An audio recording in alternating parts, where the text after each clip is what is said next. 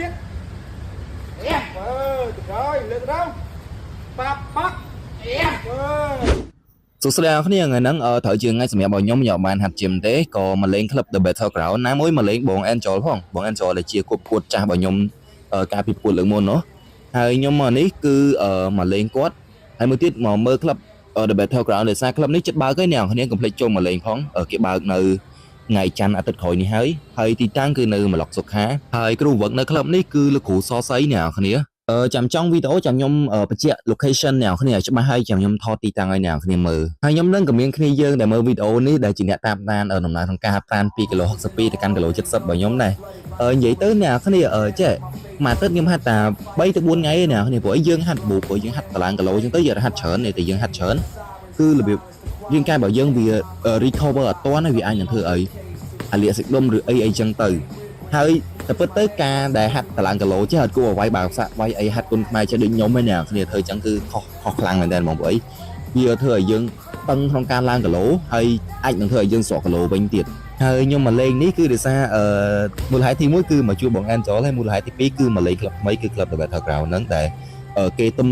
ចិត្តសម្ពោធឯណាគ្នាថ្ងៃច័ន្ទគេសម្ពោធហើយនិយាយទៅនៅនេះគ្រូបកគោល្អអ្នកគ្នាលោកគ្រូសំសីខ្ញុំមកហាត់មួយគាត់ព្រៀនខ្ញុំតិចនិចថ្មីក្បាច់ប្លែកៗពីក្លឹបដែលខ្ញុំធ្លាប់ហាត់ពីមុនច្រើនខ្លាំងមែនតើខ្ញុំមកនិយាយទៅតាមក្លឹបនីមួយៗក្បាច់នៃការហាត់តិចនិចរបស់គ្រូបង្វឹកនីមួយៗគឺខុសគ្នាអ្នកគ្នាដូចកន្លែងនេះអញ្ចឹងគាត់ព្រៀនខ្ញុំពីរបៀបបោះជើងហើយវាយកែងមុខបាត់ហើយអែបឲ្យលើកមួយគ្រូរត់មួយសិនញាក់បាត់ញាក់បាត់ញាក់អែបមួយទៀតហឹបអែបលើកមុខគូតិចឲ្យវាចាប់អារម្មណ៍វាកុំស្រុតទៅមួយទៀតជឿណាកុំលឿនមួយទៀតសាក់ញាក់បាត់អែបលើកគូតិចឲ្យវាចាប់អារម្មណ៍ជើងទៀតលើកជាមួយគ្រូរែកមួយក្នុងការស្វែងយល់តាត់ឬក៏យើងបោះជុំតាមមកអែបបោះអែបរែក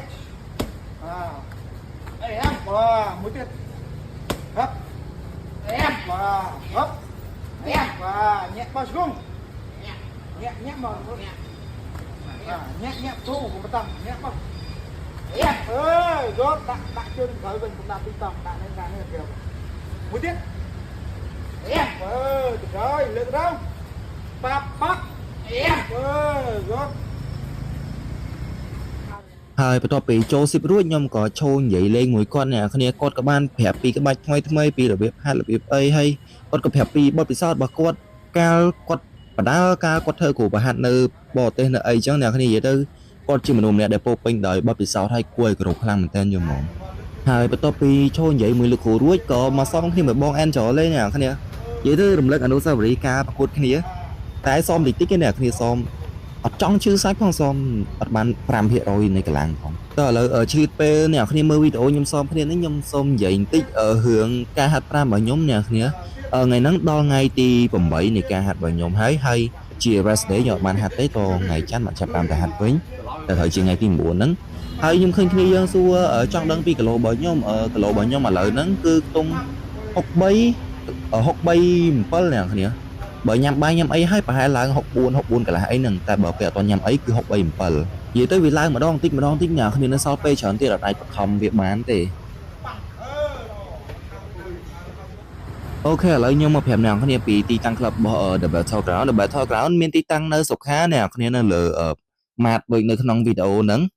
និយាយទៅនៅជាន់ខាងលើបរិយាកាសគឺ fresh ខ្លាំងមែនតើយល់ហ្មងបើអ្នកគ្នាចង់ដឹងពីព័ត៌មានលម្អិតឬក៏ចង់មកហាត់មកអីអ្នកគ្នាអាចចូល check នៅក្នុង IG ឬក៏ក្នុង page ឬក៏ TikTok របស់ The Battleground បានហើយវីដេអូថ្ងៃហ្នឹងគឺមានតែប៉ុណ្្នឹងឯងអ្នកគ្នាយើងចាំជួបគ្នានៅវីដេអូថ្ងៃស្អែកដែលជាថ្ងៃទី9នៃការហាត់ប្រាណរបស់ខ្ញុំបន្តទៀត